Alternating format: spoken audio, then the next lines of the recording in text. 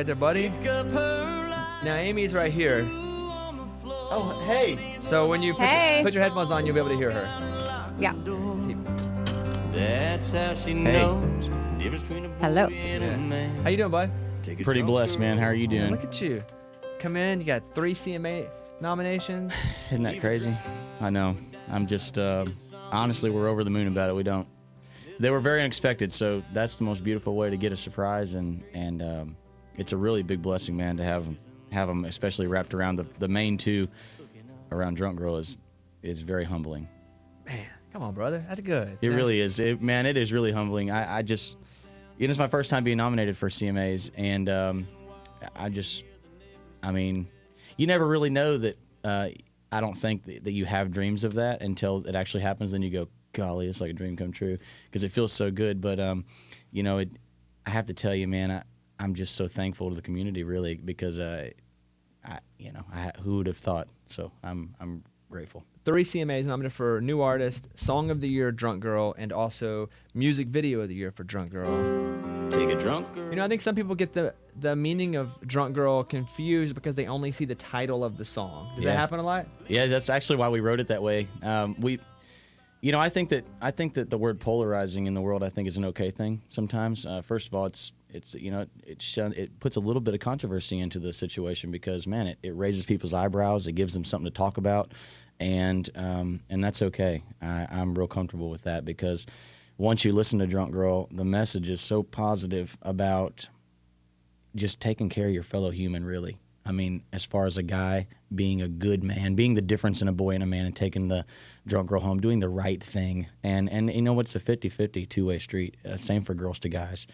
And, I've seen this great movement come out of this song, which is not what I intended. It's not why we wrote it. It's not what we expected. I mean, we wrote this because we're dads, and we want if our daughters are ever the drunk girl in a situation, we want them to be truly taken care of with great reverence and respect. I mean, that's really the bottom line. And as far as my boys, I have 2 sons, and I mean, there's just not a question about it. They have to be the difference in a boy and a man in life. I mean, that's just day one stuff. And so, we have seen that out there. And after I play it, and also after I'm able to preface it and really give an explanation for the title. And by the way, thank you for asking.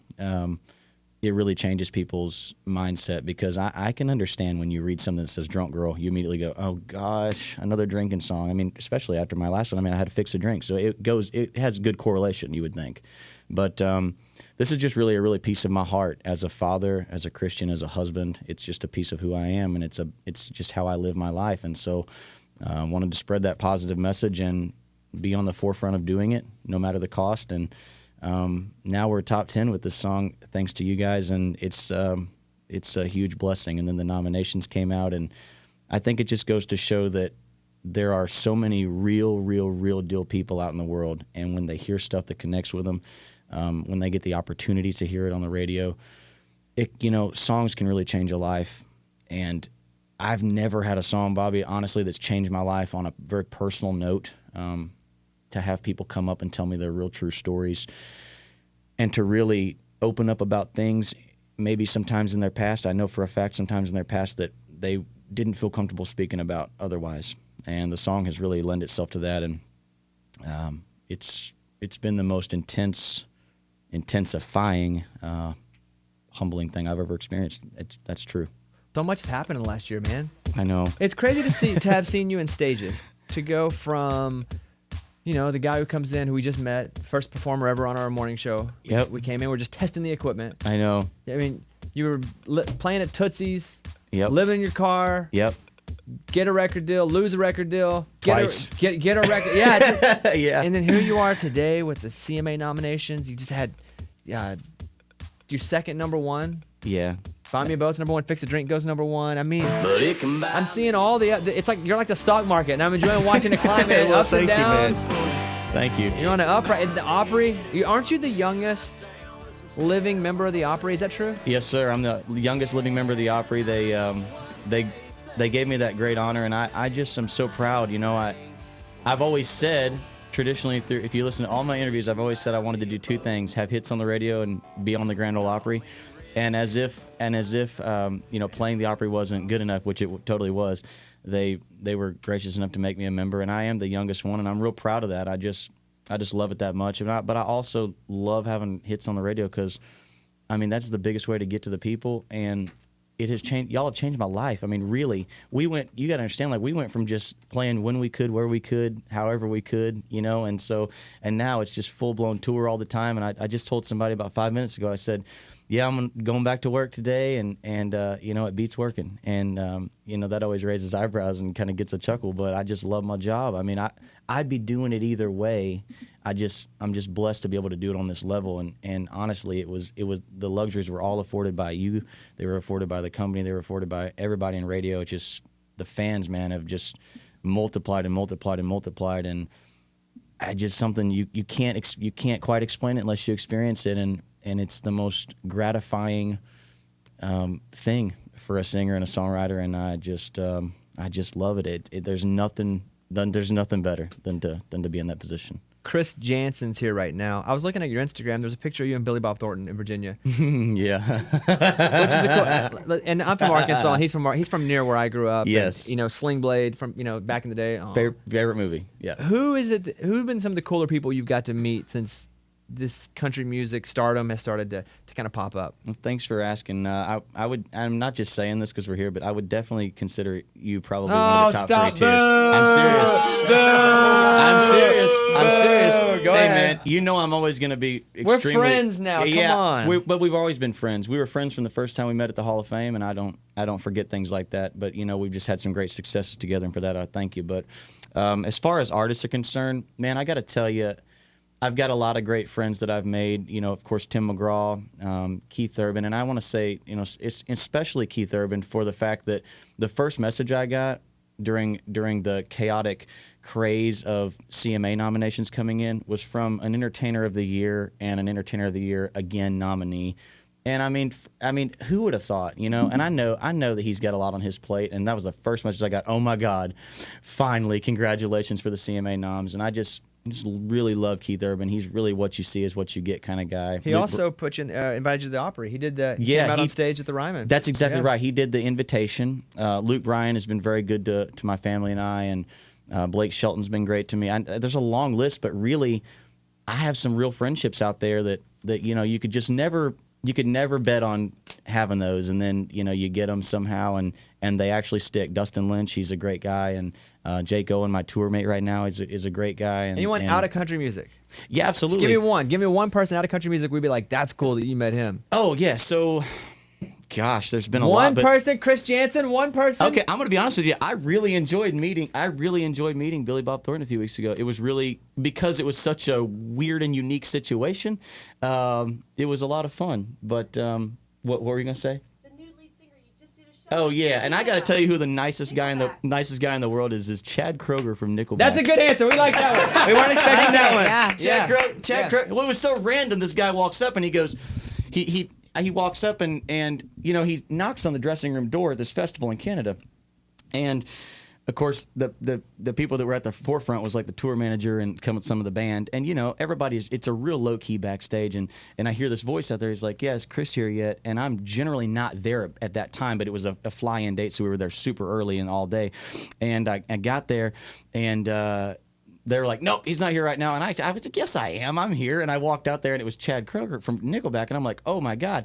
Dude takes a knee and goes, it's so nice to meet you. And I was like, well, please stand up. He takes a knee. He took a knee? And I was like, whoa. Did he have a picture? He's like, look at this photograph. Yeah. Every time you do. Honestly, you can go, on my, I believe it's on the Instagram page, there is he took another knee on stage. So he goes, we're talking, and I am totally, I don't get starstruck, but Nickelback's a really huge band, and so I couldn't believe how incredibly humbling and nice he was and gracious.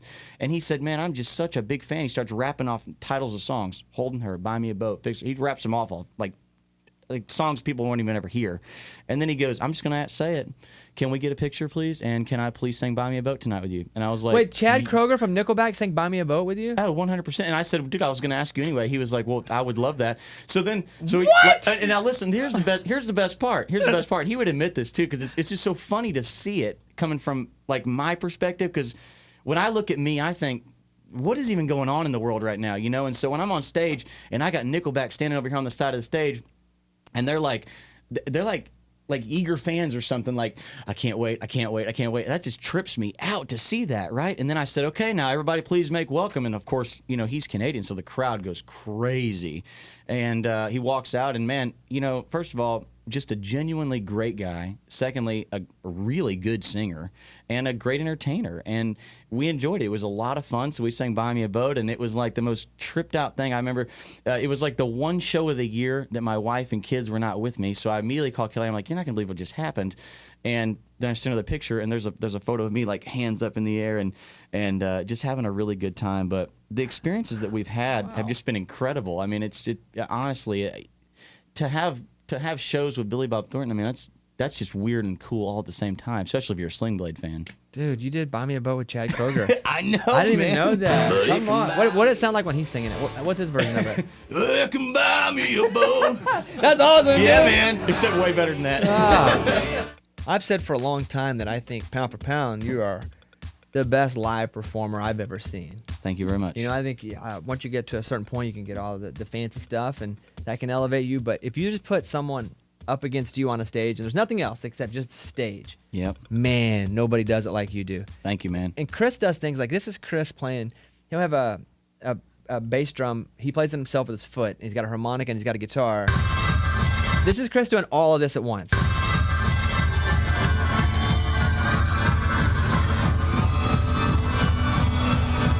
And you sing and you do. I mean, did you have to teach yourself all those skills, like in practice one at a time and add on another one? Yes and no. First, thanks for the compliment. Secondly, yes and no. And yes in the fact that it's not easy to do. I don't care who you are. I mean, it's not easy to do. But secondly, the no part of the answer is I really truly feel inside, and I say this with great humility, that I was born to play music. I'm better at that than anything else. And so it just kind of comes naturally. And I'm a drummer first. So the kick drum and the whole thing is a natural fit for me. And I'm such a weird, eccentric bird when it comes to my brain when I play music, is that if anybody else around me is offbeat or off key just a little bit, that's the first thing I hear. Like, I go straight to the negative on it. And so to keep it positive, I just play all the instruments myself and then I don't have to worry about it. Definitely not a control freak. That comes from another control freak. You know what I mean? Oh, Like, for we have sure. the same birthday. Like, we really know what's up. Chris Janson is here. Let's see. Drunk Girls on the radio now. Take a drunk girl home, You probably know Buy Me a Boat. but it can buy me a boat. You know, a song that I really like was when you do Redneck Life. And I know for sure you played it at the end of the ACM. Is that what it was? Yes, sir. You crushed it. Thank you very much. I felt like your dad. I was like, I'm proud of him. I'm glad. Hey, I'll take it. I remember Thank texting you. I was like, dude, you had to follow Entertainer of the Year. You're the first person to text me, by the way. And Thank I was you. like, I watched it and I was like, oh my God. Like, he just had to follow the biggest award and the biggest speech and come on at the very end of the show. Yeah. And there's no way that was going to be successful. And it was. And and everyone. Thank you.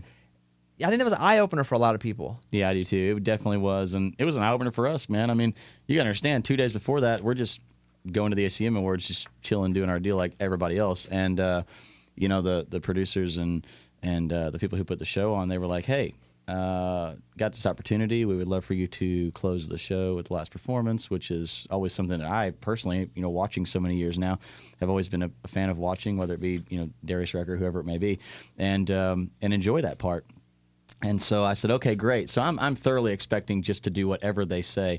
And they just straight up came out with, hey, why don't you play Redneck Life? And I was like, oh, my God. Yeah, why don't we play Redneck Life? Man. I do love it. Chris has a record. It's called Everybody. And check out Redneck Life. It hasn't been a single. I don't know if it'll ever be a single. That's far down the road. But let me say this as we conclude our time together again, old friend. Yes, sir. Drunk Girl, fantastic song. Thank you. Take a drunk girl home. Hope everybody downloads it, streams it, tells their friends about it. Chris is up CMA Award for 3 different awards, 2 for the song and 1 for new artist. Look at you. Man, I'm man. telling you, dude, I'm so thankful. And honestly, to all the listeners out there, especially because everything works in such correlation. If I don't get played on the radio, y'all don't get to hear me. Vice versa. You don't come to the shows. But man, thankfully, we're having hit songs. We're being able to be on the radio. We're here with Bobby. You do come to the shows. You're making our dreams come true, honestly. And And please, you know, I brought a letter in this morning as well from a young man who wrote it about Drunk Girl to me the other day. Please continue to bring your stories out. Please continue to tell me your stories. Write them down if you have to. Whatever makes you comfortable. There's such a movement around the song, which I'm so grateful for, and it's organic and it's not forced, and I'm just really thankful for that. There he is, Chris Janson. Yes, there he is. Thank you. Thanks for stopping by so early, and Proud to be here. It's about